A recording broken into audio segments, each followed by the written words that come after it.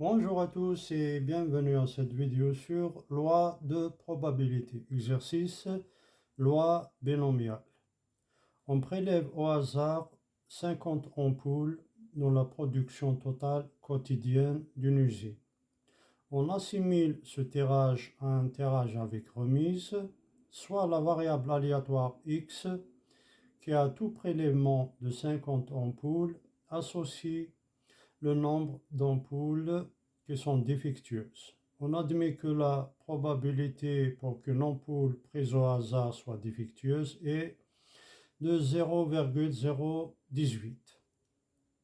Question 1. Expliquez pourquoi la variable aléatoire x suit une loi binomiale dont on déterminera les paramètres. Deuxième question. Calculez P de x égale à 2 arrondi au millième près. Troisième question, calculer arrondi au millième près la probabilité qu'au moins une pièce soit défectueuse. Quatrième et dernière question, déterminer la probabilité P de x strictement inférieure à 3 arrondi au millième près. Interpréter le résultat obtenu. Donc pour la première question, il s'agit d'une succession de 50 expériences aléatoires, identiques et indépendantes les unes des autres. Chaque expérience aboutit ou bien donne deux issues contraires, soit le succès ou bien l'échec.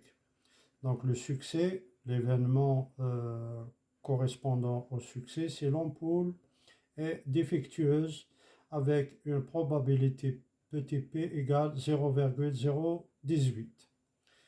Et l'échec, c'est l'événement contraire, c'est-à-dire l'ampoule n'est pas défectueuse, avec une probabilité q égale 1 moins p, qui est égal à 1 moins 0,018, et on trouve 0,982.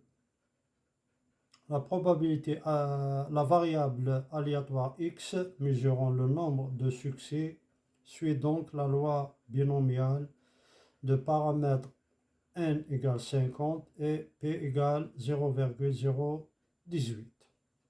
Deuxième question, calcul de p de x égale à 2. Donc là, je vais utiliser la calculatrice et avec l'instruction binom PDF pour calculer P de x égale à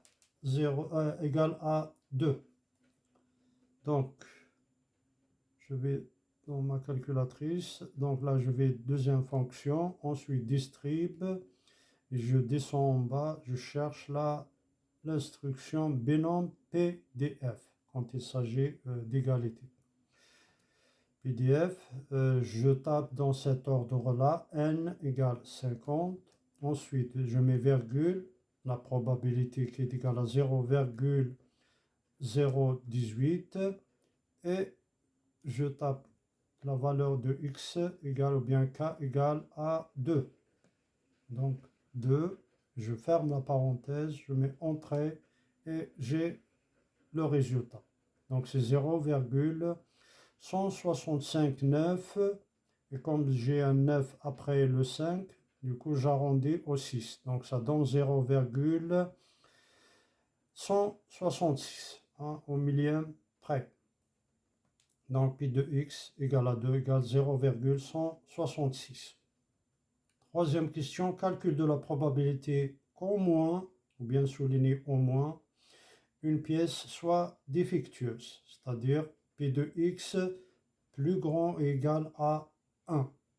Alors P de x plus grand ou égal à 1 égale à 1 moins P de x strictement inférieur à 1. Et pour calculer P de x strictement inférieur à 1, donc on va calculer P de x égale 0. Parce qu'on ne peut pas calculer P de x strictement inférieur à 1. Et la valeur qui est avant 1, c'est 0. Donc là, c'est égal à 1 moins pi de x égale 0. Je calcule avec la même instruction binom PDF pour pi de x égale 0. C'est-à-dire, je change le 2 tout à l'heure que j'ai mis là 2, je mets 0. tout simplement, et ça donne 0,403. Donc 1 moins 0,403 égale 0,597. Quatrième question, calcul de P de x strictement inférieur à 3. Attention, là, c'est strictement inférieur à 3. Je vais utiliser une autre instruction. Au lieu que ce soit binôme PDF, c'est binôme CDF. Donc, P de x strictement inférieur à 3 égale à P de x inférieur ou égal à 2.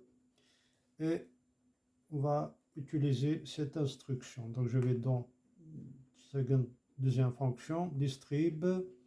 Là, je descends jusqu'à binôme CDF. Binôme CDF. Je mets n50.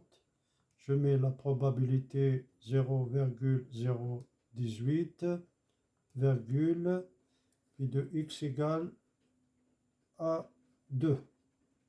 Donc égal à 2. Et je mets entrée et ça me renvoie la probabilité 0,9387. Donc au millième près, le 8 passe à 9. Donc je trouve 0,939. 0,939.